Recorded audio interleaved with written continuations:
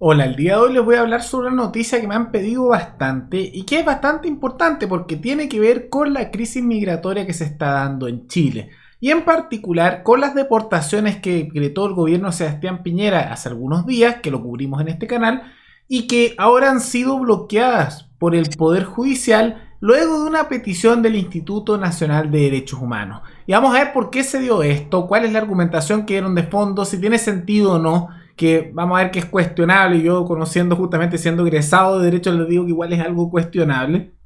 Y después vamos a ver justamente cuál sería la solución a este tipo de situaciones. Pero antes de continuar, quisiera agradecerle al suscriptor Ron, que se convirtió en el suscriptor más reciente en decir hacer un aporte mensual al canal a través de a través de Patreon. Así que muchas gracias, Ron, te lo agradezco mucho. Gracias a aportes como el tuyo y el de otros suscriptores, que este proyecto sigue adelante y se mantiene independiente. Así que si alguno de ustedes quiere hacer un aporte voluntario único por Flow, o por criptomonedas, o un aporte mensual por Patreon, o por la comunidad de YouTube, pueden decidir hacerlo mirando el comentario que se encuentra fijado abajo. Entonces, ¿qué fue lo que ocurrió? En la práctica, se acaba de aceptar un recurso de amparo que fue interpuesto por el Instituto Nacional de Derechos Humanos ante la Corte de Apelaciones de Tarapacá, en la Intendencia de Tarapacá, y que después la Corte de Apelaciones de Iquique se tomó y se aceptó. Y esto bloquea de ahora en adelante la deportación de cualquier inmigrante que llegue de manera ilegal al país, sin que antes se dé una serie de procedimientos. Pero demos un poco de contexto para saber qué pasó exactamente. Todo esto ocurre en razón de la crisis que se dio en el norte de Chile hace poco, donde entraron numerosos inmigrantes por la frontera chilena de manera ilegal. Esto fue noticia a nivel mundial. Eso fue bastante conocido con el caso de Colchane. Eso comenzó. Y la respuesta del gobierno de Sebastián Piñera fue una que muchos no esperaban, que era la respuesta de decir, ok, aquellos que ingresaron se les va a vacunar porque hay el temor de que puedan contagiar a la población con el COVID, pero después se les va a deportar a su país de origen, y se enviaron un par de vuelos, uno que tenía principalmente colombianos y otro venezolanos, en dirección principalmente a Colombia. Y esto generó que hubiera críticas muy fuertes a nivel nacional, tanto y también a nivel internacional. Por ejemplo, Evo Morales comparó a Sebastián Piñera con Donald Trump, diciendo que el gobierno de Sebastián Piñera de Chile muestra un acto cruel e inhumano al deportar a migrantes, igual que hizo Trump. Y yo aprovecho de mencionar que, más allá de esas apreciaciones que ustedes tengan sobre Piñera o Trump, yo no los pondría en el mismo saco, porque le guste uno u otro o no le guste uno u otro. Seamos sinceros, Piñera y Donald Trump son dos personas bien distintas, tanto en su forma de ser, como en sus políticas de fondo, como en todos los ámbitos de su vida en realidad. Entonces, yo no los pondría en el mismo saco como hace Evo Morales, porque realmente no son muy parecidos, ¿no? Pero esto es una muestra de que se le criticó mucho a nivel internacional, pero mucho. Y a nivel interno también recibió muchas críticas por parte de los sectores más de centro y los sectores de izquierda, diciendo que esto era inhumano, que no estaba bien. Y en realidad tampoco recibió mucho apoyo por hacer esto, porque algunos sectores dentro de la derecha lo apoyaron, principalmente la UDI, pero incluso muchos de los medios alternativos, por ejemplo, decían que era o insuficiente o que no le creían, y por lo tanto tampoco recibió apoyo por hacer este tipo de situaciones. Y por lo tanto, como lógico, ¿no? Como no recibe apoyo cuando hace una cosa y todos lo critican, pero se hace lo que quiere el otro sector y ahí no lo critican, y algunos pocos menos lo van a criticar, termina haciendo lo que quiere el otro sector, ¿no? Es un poco de lógica también a nivel psicológico.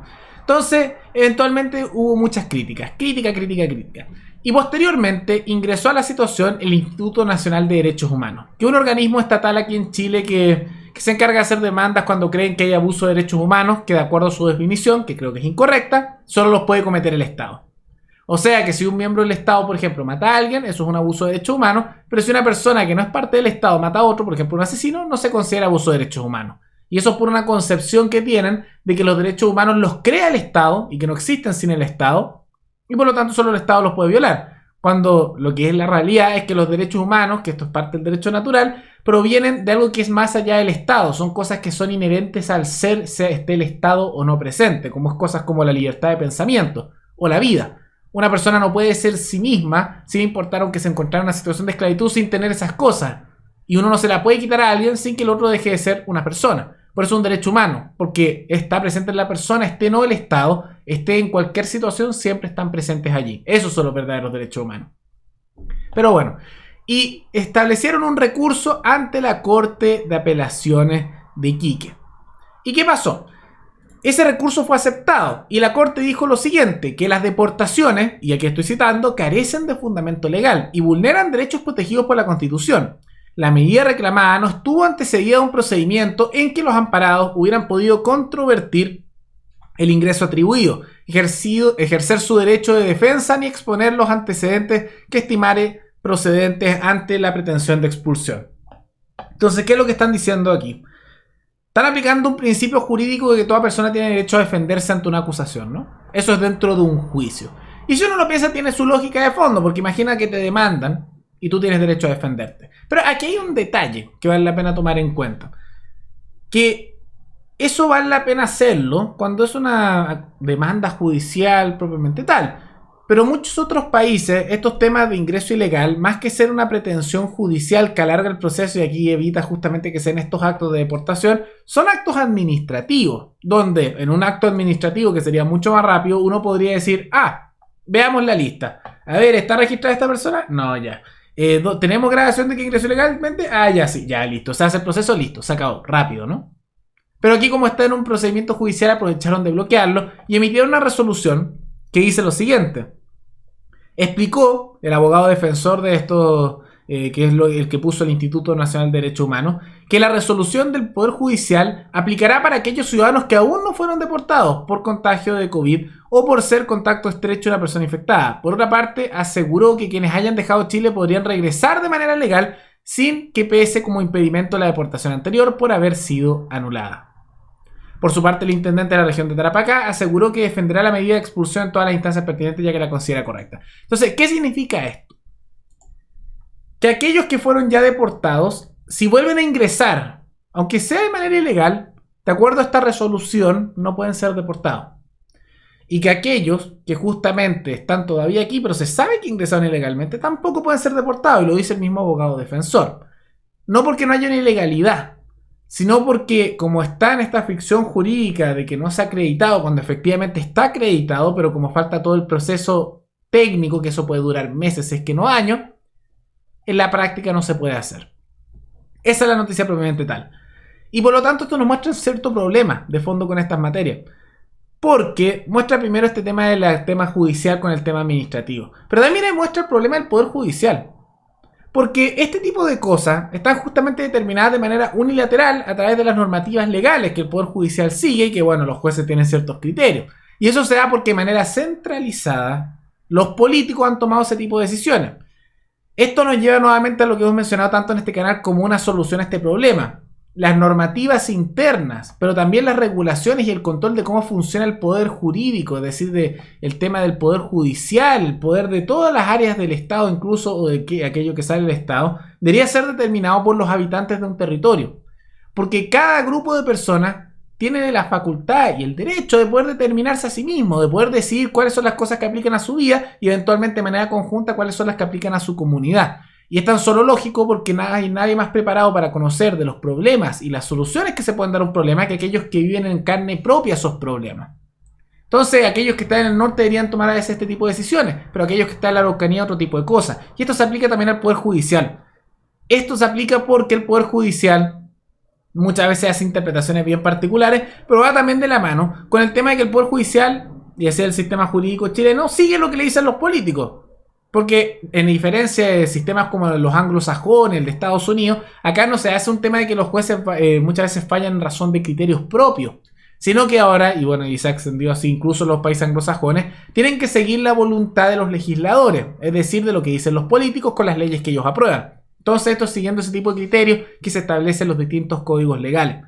Entonces, para notar eso, es que tienen que notar que quiere usted una solución tanto de fronteras abiertas, que dudo que sea la mayoría de la audiencia, como tal vez algo más restrictivo, un punto intermedio, o algo como lo que me gustaría a mí, que no se les dé ningún beneficio, nada de subsidios cero, nada de servicios estatales, y que pueda llegar el que pueda llegar, pero eventualmente, si es que no se puede mantener, se va, no más nada andar manteniendo personas con el dinero ajeno de los impuestos, porque todo impuesto, el robo legalizado con el que el Estado te saca tu riqueza, tu trabajo, y después decide qué hacer con eso de manera arbitraria.